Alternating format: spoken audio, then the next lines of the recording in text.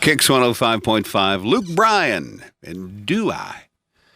It is 7:47 on it's looking like a pretty nice Wednesday morning. It's time for Good Policies, brought to you by the Barrett Insurance Agency. Call them at 802-748-5224 or online at thebarrettagency.com. In the studio, Mr. Barrett. Mr. Barrett. Good morning to you, Mr. Davis. I like that, Mr. Davis. Mr. Davis. Makes me sound much more respectable. You missed an opportunity to cool radio name. Hey, what's going on? Good afternoon. It's Mr. Davis. Mr. Davis. Sounds like Mr. Green Jeans, buddy. There you go. You're not old enough to really I'm not, no, to have done no. Captain Kangaroo or Mr. Green Jeans. I remember. I have recall on it because it was still going. I did have it when I was a child, but I was really young, so I don't remember all of it. I used to love that. So sorry. Sorry. So we were talking before we came on the air about Sikeston, Missouri. He's got a travel mug here.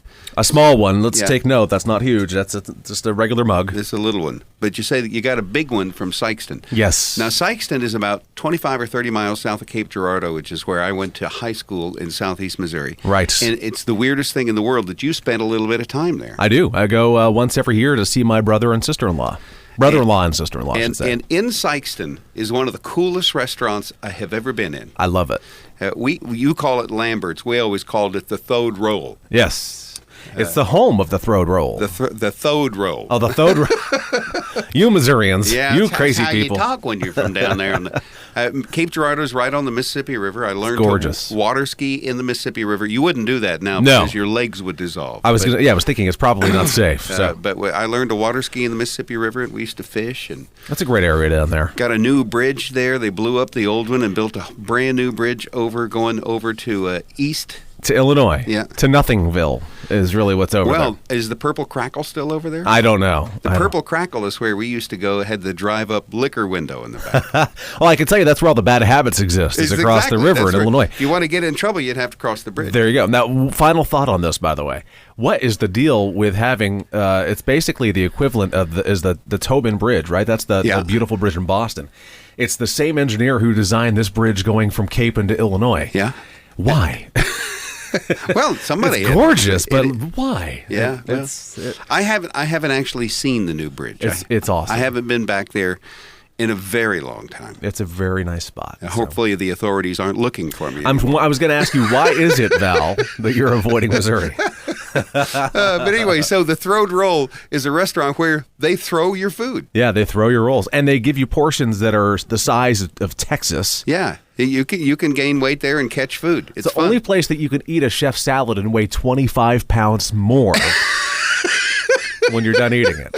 I used to just like, hey, and they throw you bread. You hold your hand up, let them know, and there's somebody on the sidelines ready to chuck you a roll all the way across the room. They're like 25-yard passes. Over everyone else's heads, over every table. Yeah, it's crazy. It's crazy. I love it. You could just sit there and watch, and there's food flying everywhere. I love that. It was actually on the Food Network is one of the most gluttonous restaurants in the country. Actually, it was number one. And I'm like, hey, I've been there twice. No wonder I like it. Yeah, it's right up our. The sides are good too. The fried okra. So speaking of the Throde Roll, that brings me to health, which makes me think about insurance. Oh, okay. You're really trying to connect it all. That's great. I am. Well, last week we talked. We kind of put one of our finer conversations on for the homeowner, and we thought, okay, well, now it's time to change gears next week. All right. So one of the things I told you I wanted to do was talk about who is an insured on a homeowner versus who is an insured on an auto policy, and then that kind of bridges us into the auto discussion for a while. Right. Well, and that's where I was going with it today. Perfect. So here, you notice I'm reading. He has an iPad. I have my notes today because this is important. So I'm reading to you under the definitions, and this would be page 3 for those who want to take notes, but nobody reads this, so this might be new to everybody. But number 7 under definitions on a homeowner policy, insured means A, you, B, your relatives if residents of your household. They have to be living in the house. Exactly.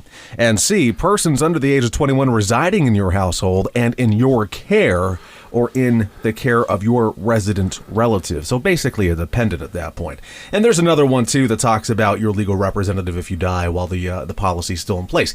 But that is what the definition is of insureds in a homeowner policy. So let's talk about that and break it down. So your kids, any child that you have that still is a resident of your household, right, is an insured on the policy. And if you're taking care of your crazy Uncle Bill and he's staying with you, he's covered. Technically, he would be covered because he's a resident blood relative. Or because you're taking care of him like this. Right. He's in your care or custody. Yes. Right. Yes.